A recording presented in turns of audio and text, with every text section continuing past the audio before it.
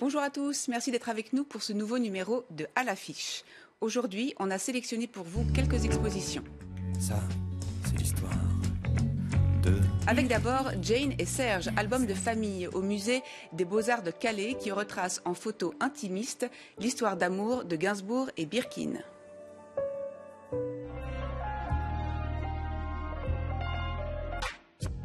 Au diapason du monde est le nom du nouvel accrochage à la Fondation Vuitton qui présente 28 artistes, d'Yves Klein à Takashi Murakami en passant par Christian Boltanski.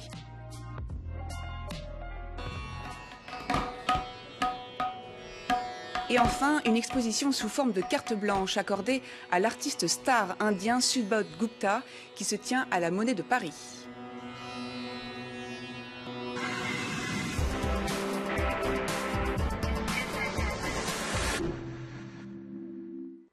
Et avant d'évoquer ces expositions, un mot du Festival de Cannes qui se tiendra cette année du 8 au 19 mai.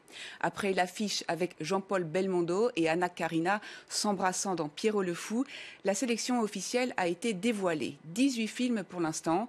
On connaissait déjà le film d'ouverture Everybody Knows d'Ashghar Farhadi, film iranien tourné en Espagne avec le couple star Penélope Cruz et Javier Bardem. Notons 4 films français, dont le retour de Jean-Luc Godard avec le livre d'images, 3 femmes réalisatrices sélectionnées et 2 cinéastes privés de droits dans leur pays respectifs, l'Iranien Jafar Panahi et le Russe Kirill Srebrenitsov. Très attendu également, l'Américain Spike Lee pour Black Klansman, l'histoire de la communauté noire américaine dans les années 70. Je t'aime, moi non plus, une chanson symbolique d'une époque et d'une histoire d'amour, écrite et interprétée par Gainsbourg. Une jeune Anglaise, Jane Birkin, encore inconnue à l'époque, l'accompagne. On est en 1969, c'est le début de leur histoire. Témoin de cette période solaire, le frère de Jane, photographe. Les photos intimes du couple sont exposées en ce moment à Calais.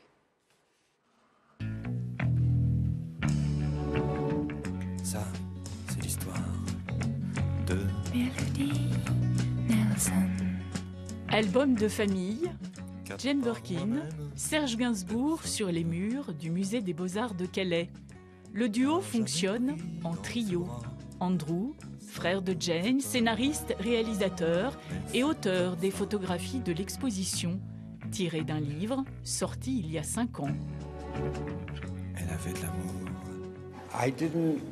Je n'ai pas choisi les photos exposées, c'est le musée qui a choisi parmi les photos que je leur ai offertes. Mais je suis ravi du résultat, j'aime beaucoup, particulièrement Kate.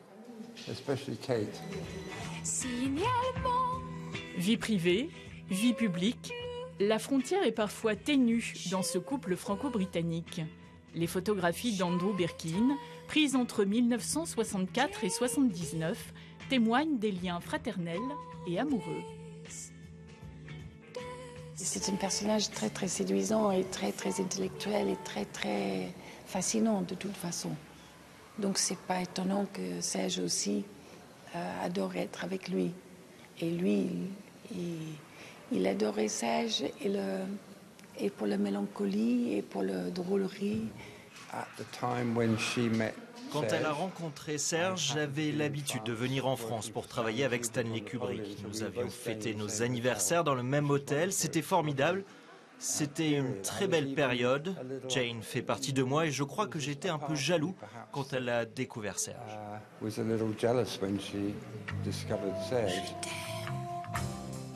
Jane et Serge, un album de famille à feuilleter au musée des Beaux-Arts de Calais jusqu'au 4 novembre.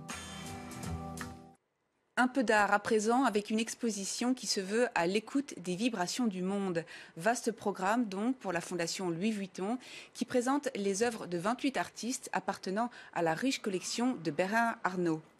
L'exposition confronte des grands artistes historiques comme Matisse, des stars de la scène contemporaine ultra cotées comme le japonais Takashi Murakami et d'autres artistes réputés mais moins connus d'un grand public comme l'américain Matthew Barney.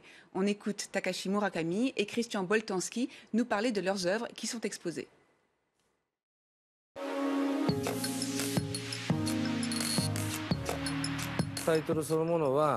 En fait, depuis que j'ai créé le personnage de Monsieur Dobb il y a 20 ans, je le réutilise très souvent. C'est une façon de parler de ma vie, de la décrire d'une manière distanciée et critique. Pour moi, l'art se fait aussi avec des ruptures. Faire des erreurs, c'est important pour la continuité de la culture.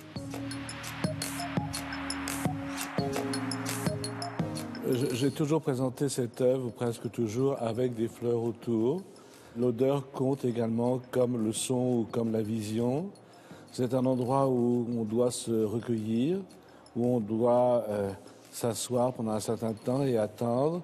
Et je voulais qu'on soit totalement englobé par l'œuvre, donc que tous les sens soient pris par l'œuvre.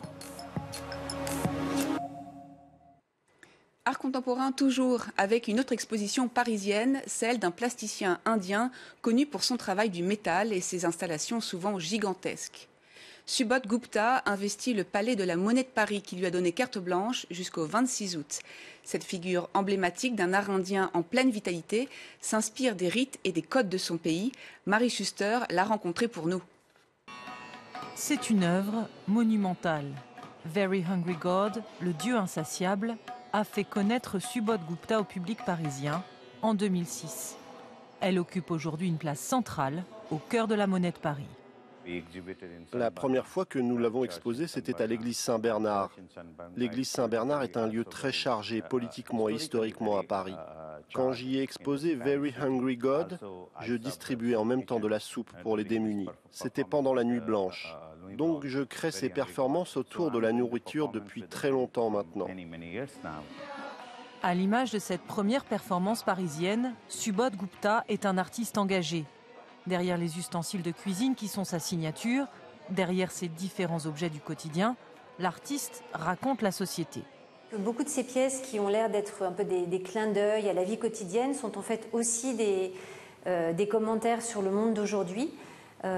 Par exemple, l'immigration qui est traitée soit de manière métaphorique avec une grande barque dans l'exposition, soit de manière plus réelle avec des objets, des bagages en fait. Donc il y a cette idée très contemporaine du voyage forcé. Et puis il y a aussi beaucoup de commentaires sur les différences sociales, sociologiques très fortes en Inde entre les gens très riches et les gens très pauvres. Et je pense que c'est un commentaire qui peut être aussi bien fait d'ailleurs pour d'autres pays que l'Inde. À l'occasion de cette rétrospective, la Monnaie de Paris renoue avec une tradition vieille du XVIIe siècle. Elle ouvre aux sculpteurs les portes de ses ateliers et permet à l'artiste indien de marquer la capitale de son empreinte, avec cette pièce de monnaie qui fait désormais partie du patrimoine français. C'est une trajectoire humaine qui force l'admiration. Il était une star de la télévision et de la mode en Syrie. Il a dû fuir son pays il y a 3 ans à cause de la guerre et s'est installé en France, à Lille, où il a appris le français. Aujourd'hui, il a créé sa marque de basket que les stars s'arrachent à Hollywood. Cyril Chevalier l'a rencontré. Elles seront en vente dans quelques jours, mais les stars américaines s'arrachent déjà les chaussures de ce jeune créateur syrien installé à Lille. Tout est parti d'une simple paire qui a franchi l'Atlantique dans les bagages du directeur artistique d'une boutique de mode. Il était dans le Fashion Week et Whoopi Goldberg qui était assise devant lui. Elle a vu les chaussures, elle a demandé « T'as acheté où? Je voudrais le même paire ». Et après, son manager qui m'a envoyé un email pour... Elle a commandé en fait 3 paires de chaussures. Et après, il y a une autre star américaine qui s'appelle Olivia Palermo aussi. Et il y a une actrice aussi américaine, elle s'appelle Bella Thorne. Et elle a choisi 2 paires de chaussures. En Syrie, Nabil Essa était une star de la télévision. Il animait une émission de relooking sur une grande chaîne syrienne. Il est aussi connu pour ses conseils beauté sur Internet. Mais avec la guerre, sa famille a dû fuir la ville de Homs et lui a quitté Damas pour l'Espagne puis la France, où il a obtenu le statut de réfugié et changé de prénom. La guerre, c'était très difficile, mais il faut regarder les points positifs. Les points positifs, maintenant, je suis bien installé ici et j'ai créé mon marque. Il y a 3 ans, Daniel ne parlait pas un mot de français, alors il a appris sur Internet. Il aurait pu travailler pour les grandes marques de luxe à Paris. Moi, j'aime bien celle-là avec le blanc. Mais il a écouté ceux qui ont cru en son projet. À Maison de Mode à Lille, il a trouvé le soutien dont il avait besoin en tant que jeune créateur. Un petit peu moins large. Mais il les a bluffés par sa force de travail et son exigence envers ses fournisseurs. Il regorge d'idées, il va jusqu'au bout des choses. Là encore récemment, il est allé dans une usine, m'a-t-il dit, pour retrouver toutes les agrafes exactement comme il veut. Pareil pour son logo, c'est un perfectionniste. Les premiers modèles seront mis en vente la semaine prochaine sur son site internet. Des chaussures haut de gamme vendues autour de 300 €, avec en prime un joli message glissé à l'intérieur. Et avant de se quitter, on jette un dernier coup d'œil à une exposition au musée d'Orsay qui réunit des œuvres symbolistes issues des 3 pays baltes, Estonie, Lettonie et Lituanie, des années 1890 aux années 1930. L'exposition Âme sauvage est à voir jusqu'au 15 juillet. Merci à tous de nous avoir suivis. Vous pouvez retrouver l'émission sur le site de France 24 et sur les réseaux sociaux. À très bientôt.